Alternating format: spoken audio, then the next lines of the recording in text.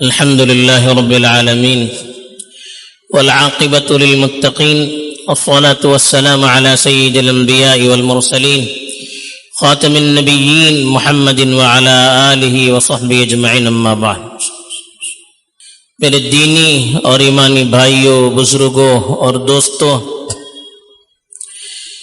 رمضان المبارک کا مہینہ بڑی تیزی سے گزر رہا ہے۔ اب چند دن باقی رہ گئے ہیں۔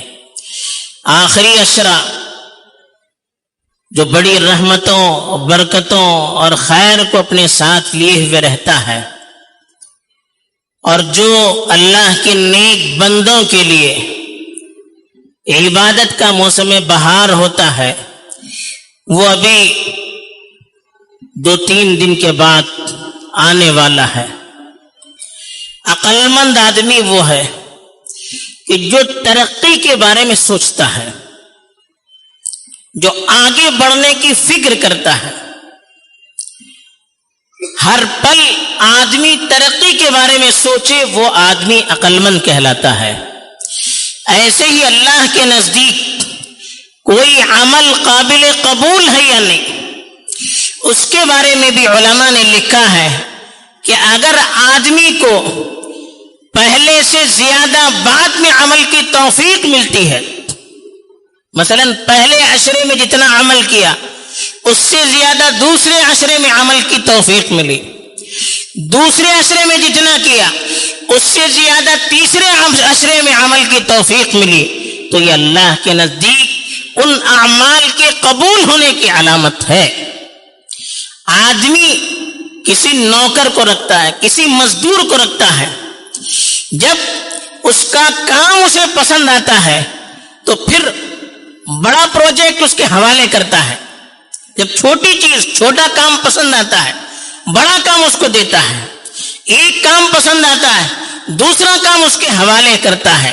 تو ایک مزدور کو یا ایک نوکر کو یا کسی ایک انجینئر کو ایک ہی کام بار بار دے رہا ہے کوئی، یا بڑے سے بڑا پروجیکٹ دے رہا ہے، مطلب یہ کہ اس کے کام سے سامنے والا خوش ہے، مطمئن ہے۔ ایسے ہی اللہ کے یہاں اصول ہے کہ اگر اللہ کے یہاں کسی کو ترقی ملتی ہے، نیکی کے کاموں میں، بھلائی کے کاموں میں، خیر کے کاموں میں، عبادت کے اعمال میں کسی کو ترقی ملتی جا رہی ہے، تو یہ اس بات کی علامت ہے کہ اللہ کے ہاں اس کا وہ عمل قبول ہو رہا ہے۔ اللہ کے نیک بندوں کا یہاں معمول یہی تھا۔ رمضان کے پہلے عشرے میں جو اہتمام ہوتا تھا، دوسرے عشرے میں اس سے بڑھ جاتا تھا، تیسرے عشرے میں اور بڑھ جاتا تھا۔ یہی ہمارے اور آپ کے آقا حضرت محمد مصطفیٰ صلی اللہ علیہ وآلہ وسلم کا بھی معمول تھا۔ آخری عشرہ جب آتا تھا تو غیر معمولی تیاری کرتے تھے، اعتکاف کرتے تھے۔ اعتکاف کا مطلب کیا ہے؟ آخری عشرے کی جو اہم عبادت ہے وہ اعتکاف ہے۔ اعتکاف کا مطلب کیا ہے؟ آدمی 10 دنوں کے لیے اپنے آپ کو مسجد کے دائرے میں محدود کر دیتا ہے، گویا اللہ کے دربار میں آ کر پڑ جاتا ہے کہ یا اللہ، جب تک تیری طرف سے بخشش کا پروانہ نہ ملے، تیری طرف سے رضامندی کا اعلان نہ ہو جائے، تیری طرف سے مغفرت طے نہ کر دی جائے، یا اللہ میں اس در سے جانے والا نہیں ہوں۔ تو بندہ 2 ہفتے میں، 2 عشرے میں جو اعمال کرتا ہے اس پر مطمئن نہیں ہوتا ہے۔ مزید ایک سوئی کے لیے گھر میں رہتا ہے تو مشاغل رہتے ہیں، کاروبار کے مشاغل رہتے ہیں، گھر بار کے مسائل رہتے ہیں۔ جتنی توجہ سے اللہ کی طرف متوجہ ہونا چاہیے، جتنی محنت اور کوشش سے عبادت کرنی چاہیے، آدمی اپنے گھر والوں کے ساتھ رہتے ہوئے، اپنے کام کاج میں مشغول رہتے ہوئے اس طرح سے عبادت نہیں کر سکتا۔ تو آخری عشرے میں بالکل دنیا سے کٹ کر اللہ کے لیے اپنے آپ کو خالص کر دینے کے لیے آدمی اعتکاف کرتا ہے۔ اللہ کے رسول صلی اللہ علیہ وسلم کا معمول تھا کہ آخری عشرے میں اعتکاف کیا کرتے تھے۔ کیوں کرتے تھے؟ تاکہ آخری عشرے میں بالکل یکسو ہو جائے۔ حدیث میں آتا ہے کہ یجتہد ما لا یجتہد فی غیرہ، آخری عشرے میں اللہ کے رسول صلی اللہ علیہ وسلم اتنی کوشش کرتے تھے، اتنی محنت کرتے تھے جتنی دوسرے دنوں میں نہیں کرتے تھے۔ صحابہ نے فرمایا کہ احیا لیلہ، رات رات بھر جاگتے تھے، پوری پوری رات عبادت میں گزار دیتے تھے۔ وَأَيْقَظَ أَهْلَهُ، صرف خود جاگتے نہیں تھے، اپنی گھر والیوں کو بھی جگاتے تھے، ان سے بھی کہتے تھے کہ یہ وقت بڑا مبارک ہے، یہ موقع بڑے نصیب والوں کو ملنے والا موقع ہے، تو اس سے محروم نہ ہو جائیں، تو اپنے گھر والوں کو بھی اٹھاتے تھے۔ وجد واشتہد، کہتے کہ اور زیادہ اہتمام کرتے تھے، بہت کوشش کرتے تھے۔ وشد المیزر، اپنے کمر کو کس لیتے تھے، جیسے آدمی کوئی مشقت والے کام کرنا چاہتا ہے تو لنگی کو مضبوطی سے باندھ دیتا ہے، تو یہ تیار ہونے کی علامت ہے۔ پوری طرح سے عبادت کے لیے اپنے آپ کو فارغ کرتے تھے، اور جتنی تیاری ہو سکتی تھی، جتنی کوشش ہو سکتی تھی، جتنی محنت ہو سکتی تھی، ان ایام میں اللہ کے رسول صلی اللہ علیہ وسلم کرتے تھے۔ رات رات بھر نوافل پڑھتے تھے، تلاوت کی کثرت کرتے تھے، صدقہ و خیرات کی کثرت کرتے تھے، دعائیں زیادہ سے زیادہ دعاؤں کا اہتمام کرتے تھے۔ کیوں کرتے تھے؟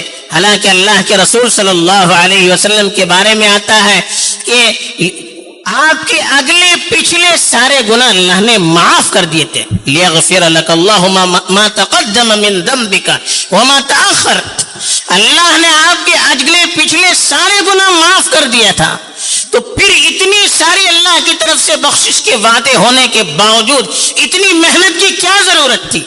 جب اللہ کے رسول اتنی محنت کرتے ہوں اور اتنی کوشش کرتے ہوں تو ہما شما کو کتنا اہتمام کرنا چاہیے۔ تو اب یہ ایام بالکل قریب آ چکے ہیں، اب ہمیں اپنا ذرا جائزہ لینا چاہیے۔ ہمارا تو معاملہ بالکل الٹ نظر آتا ہے۔ رمضان جب شروع ہوتا ہے، ابتدائی دنوں میں جو شوق عبادت کا رہتا ہے، جیسے جیسے دن بڑھتے چلے جاتے ہیں، اکثر وہ ہوتے ہیں کہ جن کا جوش ٹھنڈا پڑتا چلا جاتا ہے۔ کرنے والے بہت کرتے ہیں، لیکن ہم جیسے جو لوگ ہوتے ہیں، شروع میں تو جوش ہوتا ہے، لیکن اس کے بعد سے پھر تیزی آنے کے بجائے، بڑھنے کے بجائے اس کے اندر کمزوری آنی شروع ہو جاتی۔ وجہ کیا اس کی؟ ہماری اپنی کمزوری ہے، ہمارے اخلاص کی کمی ہے، اللہ سے تعلق کی کمی ہے۔ اللہ سے جب تعلق مضبوط ہوگا تو صحیح ذوق اور صحیح لذت حاصل ہو جائے گی۔ جب لذت ملتی ہے تو پھر آدمی کو آگے بڑھنا آسان ہو جاتا ہے۔ کسی چیز کی لذت آدمی کو لگ جائے تو پھر اس چیز کو حاصل کرنے کے لیے وہ سب کچھ لٹا دینے کے لیے تیار رہتا ہے۔ تو ہمارا مسئلہ بالکل الٹ ہو رہا ہے۔ ہمیں ذرا جائزہ لینا ہے، ہمیں ڈرتے بھی رہنا چاہیے کہ کیا ہمارے اعمال اللہ کے یہاں قبول نہیں ہو رہے؟ پھر کیا بات ہے؟ رمضان کے دو اعمال مخصوص، ایک تراویح، ایک روزہ۔ روزے کے بارے میں تو فکر کرتے ہیں، کوشش کرتے ہیں، لیکن تراویح کا مسئلہ دیکھیے، جیسے دن گزرتے جا رہے ہیں مسجدیں خالی ہو رہی ہیں۔ ہر مسجد کے ذمہ داران شکایت کرتے ہیں کہ مولانا تراویح میں لوگ نہیں ہیں، تراویح میں مسجد خالی ہوتی چلی جا رہی ہے، آخر تک 1 صف 2 صف 1.5 صف 2.5 صف، کتنی کمزوری آتی چلی جا رہی ہے۔ سوچنے کا مقام ہے۔ یہ صحابہ کا معاملہ اللہ کے رسول صلی اللہ علیہ وسلم کے بارے میں آتا ہے، اتنی دیر تک تراویح کیا کرتے تھے کہ صحابہ کہتے تھے کہ ہمیں سحری کا خوف ہونے لگتا تھا، ہمیں ڈر ہونے لگتا تھا کہ ہماری سحری نہ چھوڑ جائے۔ رات بھر نماز پڑھتے تھے، رات بھر قیام کرتے تھے، تراویح کرتے تھے، لیکن ہمارا کیا معمول ہو رہا ہے؟ یا تو کرتے نہیں ہیں، کرتے ہیں تو تعداد مکمل کرنے کی بھی فکر نہیں، بہت زیادہ شوق ہو جائے تو ایسی مسجدوں میں ڈھونڈ کر چلے جاتے ہیں جہاں جلدی تراویح ہوتی ہے۔ بالکل الٹ صحابہ کا معاملہ تھا کہ جتنی دیر کھڑا ہو سکتے ہو کھڑا ہوا جائے۔ اللہ کے رسول صلی اللہ علیہ وسلم کے پیر میں تو ورم آ جاتا تھا، سوجن آ جاتی تھی، اتنی دیر کھڑے ہوتے تھے۔ جتنا زیادہ وقت نماز میں لگے اتنی خوشی ہوتی تھی، اور ہم جتنا کم وقت لگ سکے اتنی ہماری کوشش ہوتی ہے. اب ہمارے اور ان کے معیار میں کتنا فرق ہو گیا ہے. پھر بھی ہم امید کیے ہوئے ہیں کہ صحابہ کے ساتھ جیسے اللہ کی مدد تھی ویسی مدد ہمارے ساتھ بھی ہونی چاہیے. کیسے ہوگی جب ہمارے اور ان کے اعمال میں آسمان زمین کا فرق ہو رہا؟ کیسے پھر وہ برکتیں وہ رحمتیں نازل ہو سکتی ہے؟ تو ذرا اپنے اپنے بارے میں ہمیں سوچنا چاہیے. کسی پر انگلی اٹھانے کی ضرورت نہیں, ہمیں خود اپنے بارے میں سوچنا چاہیے. اب آخری اشرہ ہے, کاروبار کا بھی سیزن ہے, کھیل کرکٹ کا بھی ابھی سیزن چل پڑا ہے. الگ الگ ناموں سے اب بچوں کی راتیں اس میں گزرتی ہے. یہ دشمن بھی سب جانتے ہیں کون سا مہینہ مقدس ہے, کون سی راتیں محترم ہے, کن راتوں میں عبادت کرنے سے امت کو ترقی مل سکتی ہے. انہی ایام میں وہ اس طرح کے کھیل کو شروع کر دیتے ہیں تاکہ امت کا نوجوان طبقہ جس کی صلاحیت دین کے لیے لگنی چاہیے تھی, جس کا وقت مسجد میں گزرنا چاہیے تھا, جس کا وقت تلاوت میں گزرنا چاہیے تھا, جس کا وقت نمازوں میں گزرنا چاہیے تھا, وہ اپنا وقت ان کھیل تماشوں میں گزارے جس کا نہ دنیا میں کوئی فائدہ نہ آخرت میں کوئی فائدہ. یہ پورا پلان ہے, پوری سازش ہے, لیکن ہم سمجھتے نہیں ہیں. ہمیں اپنے شوق کو پورا کرنے کی فکر ہے, اللہ راضی ہو نہ ہو اس کی ہمیں فکر نہیں ہے. تو یہ اللہ کی طرف سے امتحان ہے. ایک طرف آخری اشرہ ہے, دوسری طرف کھیل ہے. ایک طرف آخری اشرہ ہے, دوسری طرف کاروبار ہے, سیزن ہے. اب ہمیں سوچنا چاہیے ہم کو کیا کرنا چاہیے, کتنا وقت ہم اللہ کے لیے دے سکتے ہیں. ہم اللہ کے لیے زیادہ وقت دیں گے, اللہ کاروبار میں کوئی کمی نہیں کریں گے. یہ شیطانی وساوس ہیں.